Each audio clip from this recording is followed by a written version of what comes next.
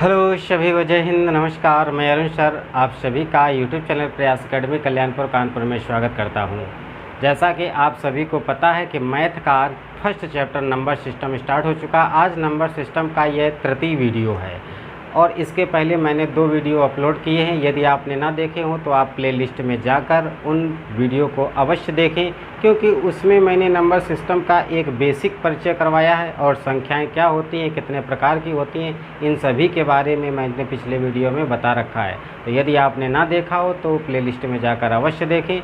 आज मेरा यह तृतीय वीडियो है। इस तृतीय वीडियो में और आगे बढ़ते हैं, नंबर सिस्टम में जहाँ से प्रश्न बनते हैं उन सभी पर चर्चा करते हैं। तो उम्मीद है आपको पसंद आएगा। यदि आपको पसंद आए तो जितने भी नए विद्यार्थी हैं वह चैनल प्रयास अकेडमी कल्याणपुर कानपुर को सब्सक्राइब करें और बेल आइकन बटन अवश्य दबाएं, क्योंकि आपको इसी प्रकार आगे आने वाली वीडियो व सूचनाएं आपको तत्काल प्राप्त हो सकें। तो आइए चलते हैं अपने टॉपिक पर। तो टॉपिक है नंबर सिस्टम। नंबर सिस्टम में जिसको आप नंबर सिस्टम, जिसको आप हिंदी में कहते हैं संख्या पद्धति।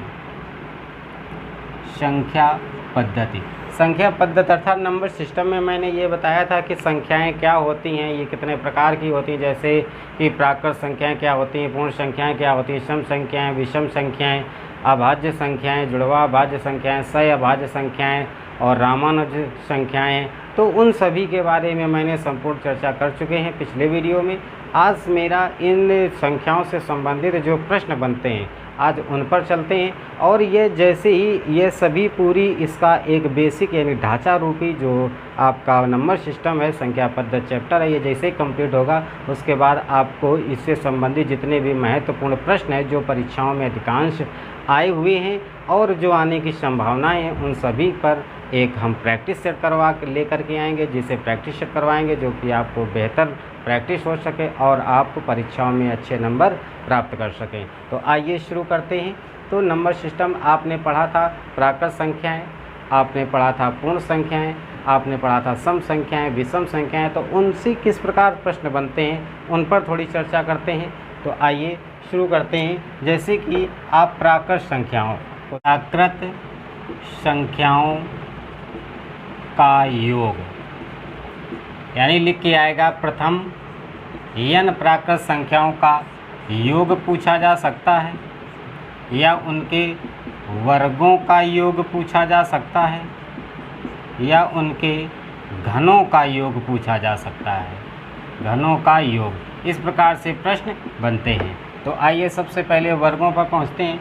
तो पूछा जा सकता है कि प्रथम n प्राकृत संख्याओं का योग कितना होगा। तो योग निकालने के लिए आपका लिए फार्मूला होता है n इंटू n+1/2, ये फार्मूला होता है।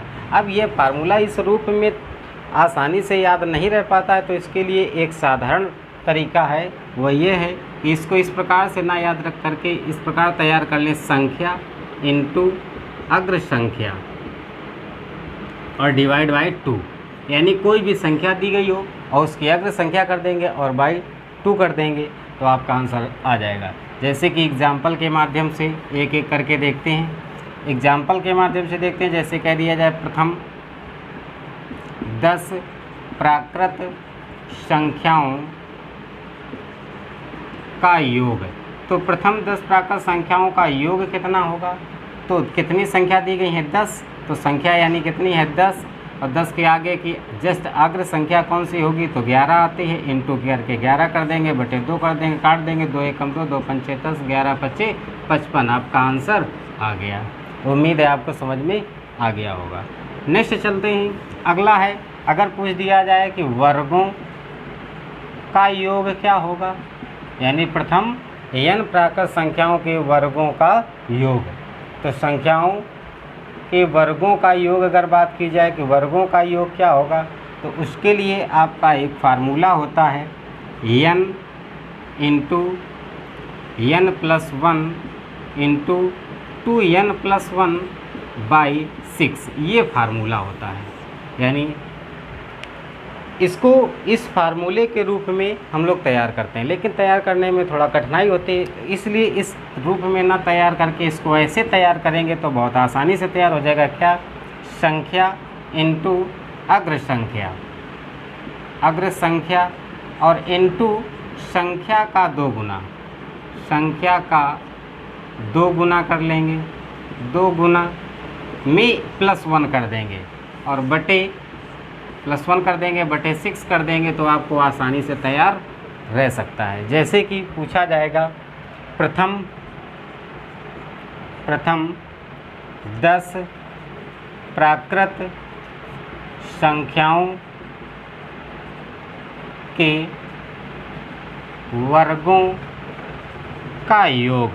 तो प्रथम 10 प्राकृत संख्याओं के वर्गों का योग क्या होगा? तो संख्या कितनी दे रखी है 10 इंटू अग्र संख्या कौन सी होगी 11 इंटू संख्या का 2 गुना, संख्या कितनी थी 10, 10 का 2 गुना 20 और 20 में 1 जोड़ेंगे तो 21 हो जाएगा। 21 बटे कितना कर देंगे 6 कर देंगे, इसको फिर कट कर देंगे तो 2 3 6, 2 5 10, 3 एकम 3, 3 7 21 काटेंगे तो आपका आ जाएगा 11 25 55 इंटू 7, 7 पना 35 के 5 3, 7 पना 35 और 3 38, आपका आ जाएगा 385 आंसर आ जाएगा। तो उम्मीद है आपको यह भी समझ में आ गया होगा। यहाँ पर मैं केवल यह बता रहा हूँ कि किस प्रकार से प्रश्न बनते हैं, किस प्रकार से कहाँ से कैसे प्रश्न बनते हैं, इन सभी पर आपकी एक 2 एग्जाम्पल की सहायता से आपको परिचय करवा रहा हूँ। इसके अतिरिक्त जब इसमें प्रैक्टिस सेट चलेगा तो आपको एक विशाल इसमें काफ़ी प्रश्नों की आपको प्रैक्टिस सेट मिलेगा, जिससे आपकी बेहतर प्रैक्टिस हो पाएगी। तो आइए नेक्स्ट चलते हैं। यदि आपको दे दिया जाए कि इन संख्याओं के घनों की योग की बात कर दी जाए, अगर कह दिया जाए कि घनों का योग कितना होगा, यानी प्रथम n प्राकृत संख्याओं के वर्गों का योग देखा था अभी आपने, तो वर्गों का योग यह होता है। यदि कह दिया जाए घनों का योग निकालिए, तो घनों के योग के लिए फार्मूला आप लगाएंगे, तो फार्मूला आपके लिए होता है n इंटू n+1/2 की पावर का पूरे का होल स्क्वायर, ये फार्मूला होता है। अब यह तैयार करने में थोड़ा कठिनाई होगी तो इसको थोड़ा इजी कर लेते हैं। इजी कर लेंगे संख्या इंटू, अब n+1 किया गया है यानी n जो संख्या होगी उसमें एक जोड़ा गया है यानी अग्र संख्या, तो संख्या इंटू अग्र संख्या डिवाइड बाय 2 और पूरे का होल स्क्वायर कर देंगे। जैसे कि एग्जाम्पल के माध्यम से समझते हैं। पहला एक एग्जाम्पल है, प्रथम 10 प्राकृत संख्याओं के घनों का योग। तो घनों का योग कितना होगा, तो कितनी संख्याएं हैं 10 हैं, तो 10 इंटू 11 बटे 2 कर देंगे और पूरे का होल स्क्वायर कर देंगे। आप जानते हैं ये कट जाएगा, 2 एकम 2, 2 पंचे 10, तो आपका 11 इंटू 5 हो जाएगा। 11 इंटू 5 आपका हो जाएगा और इसका होल स्क्वायर हो जाएगा।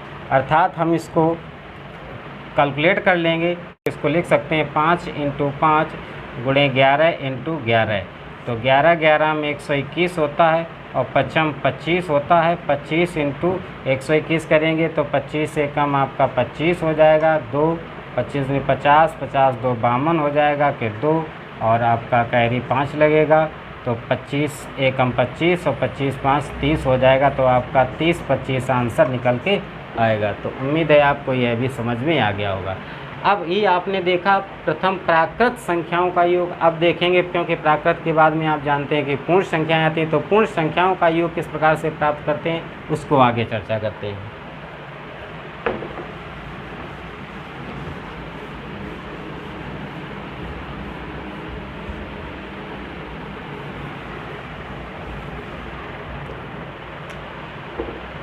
प्रथम पूर्ण संख्याओं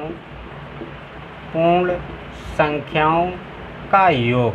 यदि प्रथम पूर्ण संख्याओं का योग निकालने को आए तो प्रथम पूर्ण संख्याओं का, जैसे प्राकृत संख्या में आपने देखा था संख्या इंटू अग्र संख्या बाई 2 किया था, इसमें संख्या इंटू पश्च संख्या, क्योंकि इसके लिए फार्मूला होता है n-1/2। अब ये यानी संख्या है और संख्या का ये n-1 कर देंगे तो संख्या की पिछली संख्या और दोनों मल्टीप्लाई में बाई 2, तो इसको इसी रूप में हम तैयार कर सकते हैं, यानी संख्या इंटू पश्च संख्या। पश्च संख्या कब, 0 आने पर, 0 का मतलब पूर्ण संख्या आने पर। ठीक, क्योंकि पूर्ण संख्या में 0 होता है। संख्या इंटू फर्स्ट संख्या बाई 2 कर देंगे तो आपका आंसर निकल के आ जाएगा। जैसे कह दिया जाए प्रथम 20 पूर्ण संख्याओं का योग। तो प्रथम 20 पूर्ण संख्याओं का योग कितना होगा? तो इस प्रथम 20 पूर्ण संख्याओं का योग निकालना है तो 20, और जानते हैं ये संख्या है 20, और इसकी फर्स्ट संख्या यानी पीछे के जस्ट, तो 20 के जस्ट पीछे 19/2 कर देंगे। 2 एक कम 2, 2 दाम 20 हो जाएगा। अब 9 एक 19 से कम 19, 190 आपका आंसर आ जाएगा। तो यह भी आपको समझ में आ गया होगा। अब आगे बात करते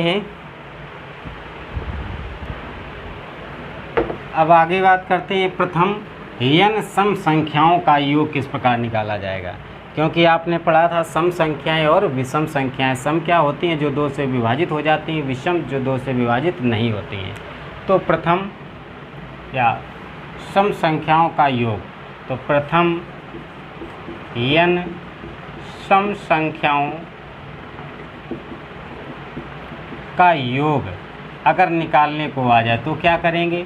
तो जब सम संख्याओं का योग की बात की जाएगी तो जो प्राकृत संख्या का फार्मूला था वही करेंगे, केवल उसमें डिवाइड बाई 2 करते थे, यहाँ पर डिवाइड बाई 2 नहीं किया जाएगा। यानी इसके लिए फार्मूला होता है n इंटू n प्लस 1, बस यह फार्मूला होता है।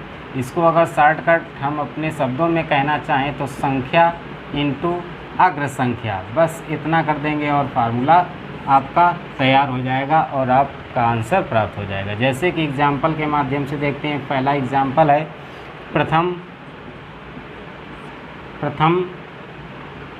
10 सम संख्याओं का योग। तो प्रथम 10 सम संख्याओं का योग बात की जा रही है।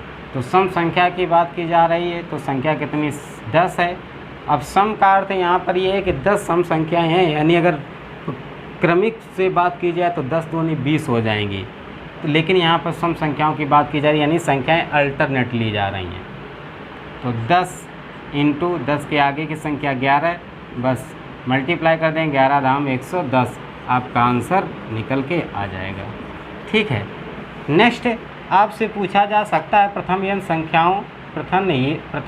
सम संख्याओं के वर्गों का योग पूछा जा सकता है। प्रथम n सम संख्याओं के वर्गों का योग अगर पूछ दिया जाए, वर्गों का योग, तो कैसे निकालेंगे? तो प्रथम सम संख्याओं के वर्गों का योग अगर प्राप्त करना हो आपके लिए तो फार्मूला होता है n into n plus 1 into n plus 2 आपका ये फार्मूला निकल के आता है। तो ये फार्मूला होता है, इसको आप अपने तरह से किस प्रकार से तैयार करेंगे अपने शब्दों में, तो बस वही चीज़ कर लेंगे। संख्या n प्लस 1 है तो इसका अर्थ है अग्र संख्या, और n प्लस 2 है तो यानी उसकी भी, किसकी? यानी अग्र संख्या की भी अग्र संख्या, यानी कह सकते हैं उसकी किसकी? यानी अग्र संख्या की, उसकी अग्र संख्या आ जाएगा। सम संख्याओं का योग इंटू अग्र संख्या इंटू उसकी संख्या, और डिवाइड बाई इसी में 6 होता है तो डिवाइड बाई 6 कर देंगे। यहाँ पे भी डिवाइड बाई पूरा 6 रहेगा, तो डिवाइड बाई 6 कर देंगे तो आपका आंसर निकल करके आ जाएगा। तो प्रथम n संख्या, जैसे एग्जाम्पल के थ्रू देखते हैं। एग्जाम्पल है आपका प्रथम 10 सम संख्याओं के वर्गों का योग होगा। तो कितना होगा? तो 10 है तो 10 इंटू 10 की अग्र संख्या कितनी? 11, और उस 11 की भी अग्र संख्या कितनी? 12, और बटे कितना? 6। तो 6 एकम 6, 6 दूनी 12, तो आपका आ जाएगा 11 धाम 110 इंटू 2, तो 11 दूनी 22, 220 आपका आंसर आ जाएगा।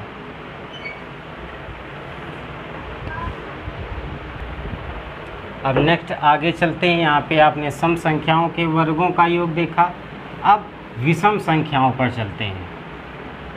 तो प्रथम सम की जगह आपको करना होगा प्रथम n विषम संख्याओं का योग। प्रथम n विषम संख्याओं का योग निकालना होगा तो विषम संख्याओं के लिए केवल n स्क्वायर कर दिया जाता है, अर्थात जो संख्या दी जाएगी उस संख्या का ही स्क्वायर कर दिया जाएगा, वही आपका आंसर निकल आएगा। जैसे कि एग्जाम्पल के माध्यम से प्रथम 10 विषम संख्याओं का योग कितना होगा। तो प्रथम 10 विषम संख्याओं का योग तो 10 है, यानी n की जगह कितना है 10 है, तो n स्क्वायर कर देंगे, अर्थात 10 का स्क्वायर करेंगे, यानी इसको लिख सकते हैं 10 से कम 10, 10 दाम 100 आपका आंसर आ जाएगा। तो ये आपका था 10 प्रथम n विषम संख्याओं का योग। अब यदि प्रथम n विषम संख्याओं के योग की जगह वर्गों का योग अगर पूछा जाए तो क्या करेंगे। तो वर्गों का योग निकालने के लिए जिस प्रकार से आपने सम संख्याओं के वर्गों का योग निकाला था, बस वही फार्मूला इसी में रहता है। प्रथम n विषम संख्याओं के वर्गों का योग, क्योंकि एकांतर क्रम में वह भी संख्याएं थीं और एकांतर क्रम में यह भी संख्याएं, इसलिए दोनों का जो फार्मूला रहेगा वह एक ही रहेगा। क्या था फार्मूला। तो संख्या इंटू अग्र संख्या इंटू उसकी अग्र संख्या और डिवाइड बाय 6, ये था फार्मूला। जैसे कि कोई भी एग्जाम्पल वही रहेगा आपका, जैसे मान लीजिए कह दिया जाए प्रथम 8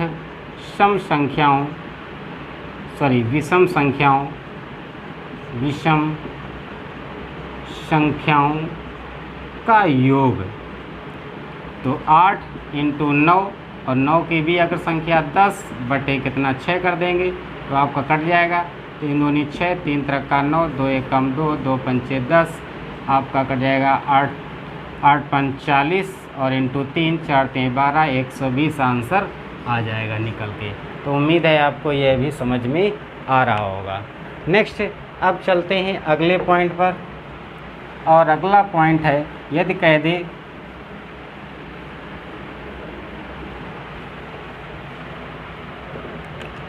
x के प्रथम n अपवर्तियों का योग, इस प्रकार से पूछ दिया था अपवर्तियों का योग क्या होगा। अर्थात x के प्रथम n अपवर्तियों का योग, तो इसके लिए फार्मूला होता है x के प्रथम n अपवर्तियों के योग की बात की गई है, तो x इंटू n प्लस 1/2। जब यह फार्मूला लगा देंगे तो आपका x के प्रथम n अपवर्तियों का योग प्राप्त हो जाएगा। यानी कोई भी दिया जाएगा, जैसे 5 के प्रथम 10 अपवर्तियों के योग की बात की जाए, कह दिया जाए 5 के प्रथम 10 अपवर्तियों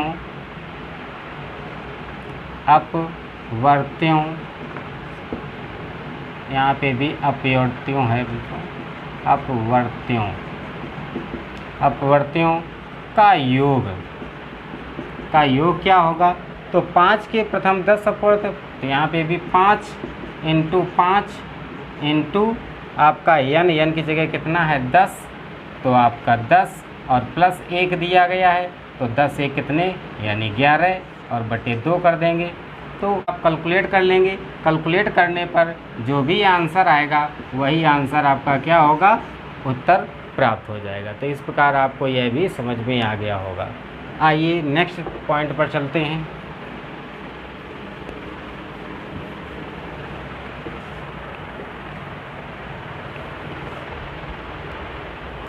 तो अभी आपने यहाँ पे ये देखा कि प्रथम से लेकर के संख्याएं चली जा रही थी। प्रथम प्राकृत संख्याओं का योग, प्रथम पूर्ण संख्याओं का योग, प्रथम सम विषम संख्याओं का योग, इस प्रकार से चर्चा। लेकिन यदि प्रथम शब्द ना दे करके कहीं बीच से संख्याओं का दे दिया जाए और उनके बीच में जो मध्य का अंतर है वह क्रमिक ना हो करके कुछ अलग अलग अंतरों पे, अर्थात उनका सार्वांतर अलग अलग चेंज होता रहे, तो उस समय जब संख्या